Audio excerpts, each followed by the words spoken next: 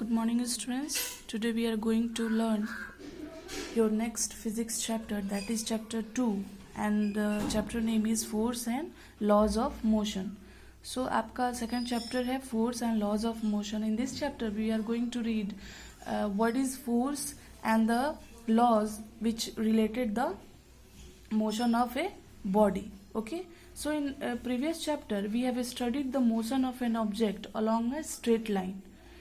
पिछले चैप्टर में हम लोग क्या देखे थे कि motion of a body along a straight line in terms of its position, velocity and acceleration. ठीक है, तो मोशन होता है किसी बॉडी में कैसे, तो उसका पोजीशन चेंज होगा, उसकी वेलोसिटी में चेंजिंग आएगी और एक्सेलरेशन के साथ होगा. ओके, ये सारी चीज हम लोग पढ़े थे and we have already known about uniform and non uniform motion. But we have not yet discovered that what causes the motion. हम लोग अभी तक ये नहीं देखे कि ये मोशन होता कैसे, ये मोशन आया कैसे. सो क्यों किसी भी ऑब्जेक्ट के स्पीड को हम लोग को चेंज करना होता है, क्या जरूरत है हमको किसी भी ऑब्जेक्ट के स्पीड को चेंज करने के लिए with the time. Okay, so in this chapter we are going to learn about the factors that affect the motion और that affects the force. So what is force? So we cannot test it and we have not seen force. आप लोग कभी force देखे हो? वो कोई कुछ दिखता है? नहीं दिखता है. मोशन आपको दिखेगा लेकिन फोर्स आपको नहीं दिखेगा. और नहीं हम उसको क्या कर सकते हैं, टेस्ट कर सकते हैं और फेल्ट कर सकते हैं, फील कर सकते हैं कि हाँ ये क्या है, टेस्ट में अच्छा है या फिर जो भी है. But however we can see और feel the effect of a force. हम लोग क्या देख सकते हैं, उस फोर्स को से होने वाले इफेक्ट को देख सकते हैं और फील कर सकते हैं कि अगर किसी बॉडी पे हमने किसी भी ऑब्जेक्ट पे फोर्स लगाया तो उस ऑब्जेक्ट में क्या चेंजिंग आया है. That is the effect of the force.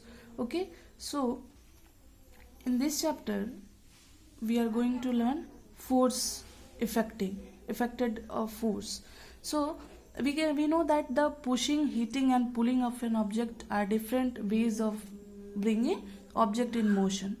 किसी भी बॉडी को मोशन में लाने के लिए हम लोग क्या कर सकते हैं, पुशिंग करते हैं, हिट करते हैं, पुल करते हैं, तो उस ऑब्जेक्ट में क्या आता है, मोशन आता है. They move because we feel a force and act on them. वो कैसे हमको वो क्यों मूव कर जाते हैं किसी भी बॉडी को हिट करने पे, क्योंकि उसमें क्या होता है, फील होता है. We can feel the object, we can see the object moving because when we applied the force. Okay, so in this chapter we are going to learn effect of force. Effect of force, your first topic is effect of force. So you can see that first effect is a force can cause a stationary body to move. A force can cause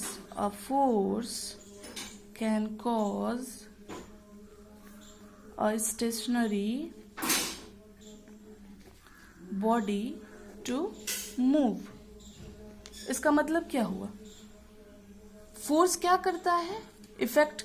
इसमें first effect क्या है force का, कि force can cause a stationary body to move.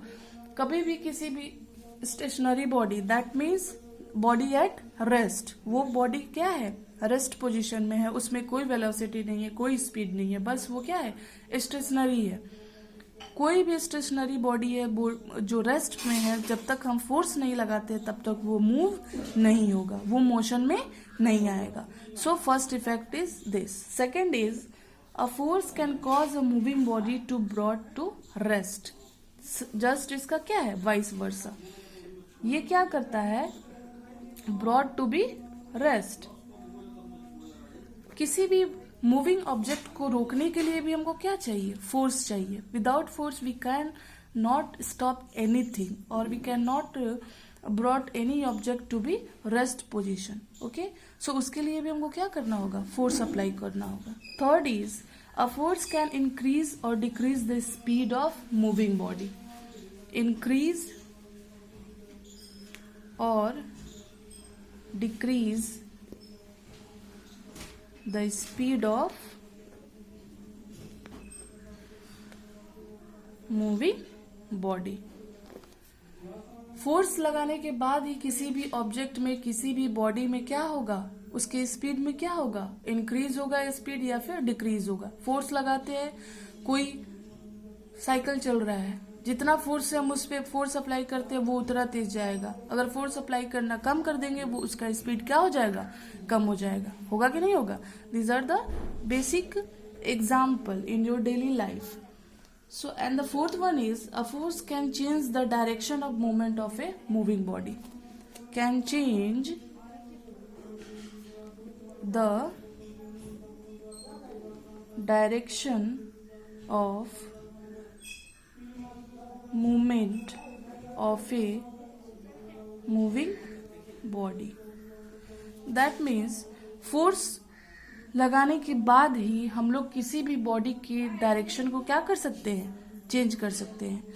That means cycle ही चला रहे हैं और अगर ईस्ट डायरेक्शन में चला रहे हैं तो अगर हमको उस रास्ते से क्या है, वेस्ट में अगर हमको मूव करना है तो उस मूवमेंट को रोकने के लिए, उस मूवमेंट को चेंज करने के लिए भी हमको क्या करना होगा, फोर्स अप्लाई करना। Without force we can not change the direction of movement of a moving body.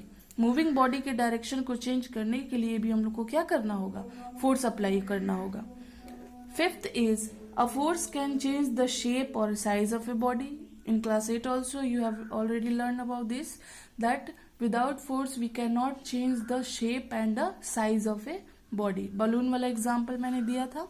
Okay, so balloon को कैसे, अगर आप उसको पुश करते हो तो वो क्या होगा, उसका शेप क्या होगा, चेंज होगा, और उसका साइज भी क्या होगा, चेंज होगा। So to changing the object and the shape of the size we have to apply force. Okay, so these are the 5 main effects of force. That is, first one is the force can cause a stationary body to move. Second is just vice versa, that अगर किसी body को क्या करना है, rest position में भी लाना है तो आपको क्या करना होगा, फोर्स अप्लाई करना होगा. And the third is to move the किसी भी स्पीड को चेंज करने के लिए, इंक्रीज और डिक्रीज करने के लिए भी मूविंग बॉडी को क्या करना होगा, फोर्स अप्लाई करना होगा. And the third is the to change the direction of a moving object. Okay, so these are the 5 topics, okay, related to your chapter. Okay, thank you.